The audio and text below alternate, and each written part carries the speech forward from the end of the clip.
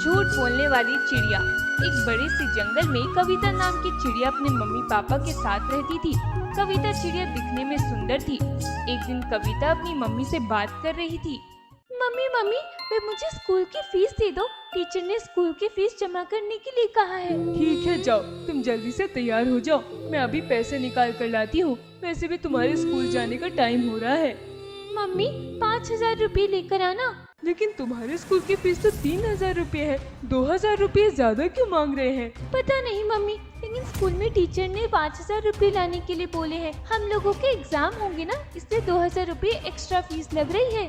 अच्छा, मुझे तो नहीं पता था। चलो खैर, कोई बात नहीं, मैं अभी पैसे लेकर आती हूँ, तुम फटाफट तैयार हो जाओ। कुछ देर बाद कविता चिड़िया स्कूल जाने के लिए तैयार हो जाती है और रीमा चिड़िया पैसे लाकर कविता चिड़िया को दे देती है। कविता चिड़िया पैसे लेकर घोंसले के बाहर स्कूल की तरफ जाने लगती है। मम्मी को मैंने उल्लू बनाया और उनसे झूठ बोल दिया कि 2,000 रुपये की एक्स्ट्रा फीस लग रही है। अब मैं 2,000 रुपये का पिज्जा खाऊंगी, वह भी कोल्ड ड्रिंक के साथ। तभी कविता चिड़िया के पास राजू कौवा आता है। क्या हुआ कविता चिड़िया, बड़ी खुश लग रही हो, कहीं जा रही हो? खुश क्यों ना हो, आखिर आज मैं पिज्जा खाने जो जा रही हूँ। अरे वाह, पिज्जा पार्टी, किसके साथ जा रही हो? चलो मैं इस राजू को भी उल्लू बनाती हूँ और मजे लेती हूँ। वे आज ना मेरा बर्थडे है, इसलिए मैं केक और पिज्जा खाने जा रही हूँ। अरे वाह वाह, आज तुम्हारा बर्थडे है। हैप्पी बर्थडे कविता। तो फिर चलो, मुझे भी पार्टी दो ना। उल्लू बनाया, बड़ा मजा आया। मैं तो झूठ बोल रही थी, आज कोई मेरा बर्थडे थोड़ी है। कितनी झूठी हो तुम, बात बात पर झूठ बोलती हो। इतना झूठ बोलना अच्छी बात नहीं होती। कविता, अपनी आदत सुधार लो, वरना बाद में बहुत पछताओगी। अब तुम्हें उल्लू बनाया है तो तुम तो चिढ़ोगे ही। और बड़े आए पिज्जा खाने वाले, कभी तुमने पिज्जा की शक्ल भी देखी है जो पिज्जा खाओगे? चलो छोड़ो मेरा रास्ता, जाने दो मुझे। इतना बोलकर कविता चिड़िया वहाँ से पिज्जा खाने के लिए दुकान पर जाती है और वहाँ बैठकर आराम से पिज्जा खाती है और काफी देर बाद स्कूल पहुँचती है। कहाँ थी तुम कविता, इतनी देर में क्यों आई हो? ये कोई टाइम है स्कूल आने का? अरे बाप रे, अब अगर मैं मैडम को बताऊंगी कि मैं पिज्जा खाने चली गई थी तो ये मुझे पक्का सजा देंगी। अब क्या करूं? अब यहाँ पर ऐसे खड़ी रहोगी या मेरे सवाल का जवाब भी दोगी? कहाँ थी तुम, इतनी लेट स्कूल क्यों आई हो? सॉरी मैडम, मेरी मम्मी की तबीयत खराब हो गई थी, इसलिए मैं घोंसले का काम कर रही थी। फिर मैंने पापा को टिफिन बना कर दिया और फिर स्कूल की फीस भी जमा करनी थी, इसलिए मैं अपने पड़ोसी से उधार मांग कर लाई हूँ। इन्हीं सब कारणों से मुझे स्कूल में आने में इतनी देरी हो गई। अच्छा चलो ठीक है, तुम रोना बंद करो, कोई बात नहीं, लाओ फीस दो और आइंदा से लेट मत होना। जी मैडम, मैं आज के बाद कभी लेट नहीं होंगी। मेरा झूठ तो कोई पकड़ ही नहीं पाता है, सब मेरे झूठ पर इतनी आसानी से यकीन कर लेते हैं। और यकीन करे भी क्यों ना, मैं इतनी भोली बनकर झूठ बोलती हूँ। सच में दुनिया वाले कितने बेवकूफ हैं। कविता घोंसले वापस आती है। कविता अपने कमरे में जाने लगती है कि तभी कविता के पापा उसे आवाज देते हैं। कविता बेटा, स्कूल से आ गई? आओ मेरे पास आओ, ये देखो मैं तुम्हारे लिए क्या लाया हूँ। क्या लाए हैं पापा आप मेरे लिए? ये लो कविता, देखो मैं तुम्हारे लिए कितना सुंदर सा बैग लाया हूँ। अब तुम इसे लेकर स्कूल जाना, ठीक है?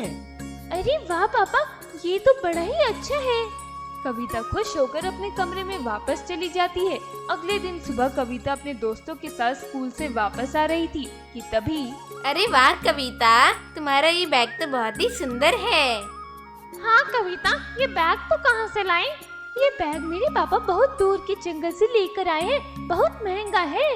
झूठ बोल रही है ये कविता, कोई इसके पापा दूर के जंगल से नहीं लाए हैं बैग। यहीं पास वाले जंगल में मेला लगा है, वहाँ पर मिल रहे हैं ये वाले बैग। इस कविता की तो आदत है झूठ बोलने की, छोटी छोटी बातों पर झूठ बोलती रहती है। सच में कविता, तुम छोटी छोटी सी बातों पर झूठ बोलती हो। क्या मिलता है तुम्हें झूठ बोलकर? राजू की बच्ची, तू ज्यादा मत बोला कर, वरना मैं तेरा मुंह नोच लूंगी। और मैं झूठ नहीं बोलती। ये देखो, सबसे बड़ा झूठ तो यही बोल दिया कि तुम झूठ नहीं बोलती। अरे यार, इस तरह छोटी छोटी बातों पर झूठ मत बोला करो। झूठ बोलना अच्छी बात नहीं होती और इससे तुम्हारा ही नुकसान होगा।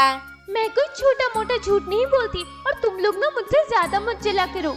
इतना बोलकर कविता चिड़िया गुस्से में अपने दोस्तों के पास से उठ जाती है और अकेले में बैठकर सोचने लगती है कि राजू कौवे को तो मैं बाद में देख लूंगी, बहुत ज्यादा ही बोलने लगा है। छोटे मोटे झूठ बोलकर ये मेरा मजाक उड़ा रहा था ना, अभी इसको मैं मजा चखाती हूँ। कविता चिड़िया राजू कौवे के पास जाती है। राजू राजू जल्दी चलो, देखो वहाँ तुम्हारी माँ पानी भरने गई थी और वहाँ बेहोश होकर गिर गई है, जल्दी चलो। क्या कह रही हो कविता? मैं तो अपनी मम्मी से मिलकर आया था, अभी तक तो घोंसले में सही सलामत थी। पागल हो गए हो क्या? मैं अभी अभी तुम्हारी माँ को नदी के पास बेहोश देखकर आ रही हूँ, जल्दी चलो। राजू कौवा घबरा जाता है और जल्दी जल्दी कविता चिड़िया के साथ नदी के पास आ जाता है। कविता कहाँ है मेरी मम्मी? तुमने मेरी माँ को कहाँ पर बेहोश देखा? तुम्हारी माँ तो तुम्हारे घोंसले में है ना, अभी तुमने ही तो बताया। कविता चिड़िया, ये तुमने अच्छा नहीं किया, देख लेना भगवान तुम्हें इसकी सजा जरूर देंगे। इतना बोलकर राजू कौवा वहाँ से उड़ जाता है। कविता चिड़िया वही नदी के पास वाले पेड़ की छांव में बैठ जाती है कि तभी रवि तोता कविता के पास आता है। कविता कविता, तुम यहाँ पर इतनी आराम से बैठी हो और वहाँ तुम्हारे मम्मी पापा का एक्सीडेंट हो गया है, जल्दी चलो। अच्छा, तो तुमको यहाँ राजू कौवे ने भेजा है ना? पागल हो गई हो क्या? मैं राजू से नहीं मिला, अभी तुम्हारे मम्मी पापा का एक्सीडेंट हो गया है और तुम यहाँ पर इतनी आराम से बैठी हुई हो। चलो जल्दी से, वरना तुम्हारे मम्मी पापा मर जाएंगे। मुझे पता है तुम झूठ बोल रहे हो।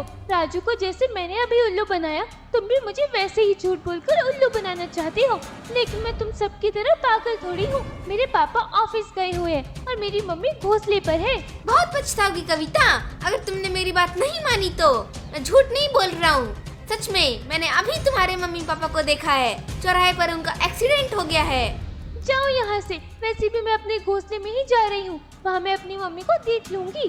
ठीक है, मत सुनो मेरी बात, बाद में खुद ही पछताओगी। कविता चिड़िया अपने घोंसले जाती है। मम्मी, मम्मी कहाँ हैं आप? कविता पूरे घोंसले में अपनी मम्मी को ढूंढती है, लेकिन कविता को उसकी मम्मी कहीं नहीं मिलती। तब कविता को रवि तोते की बात याद आती है।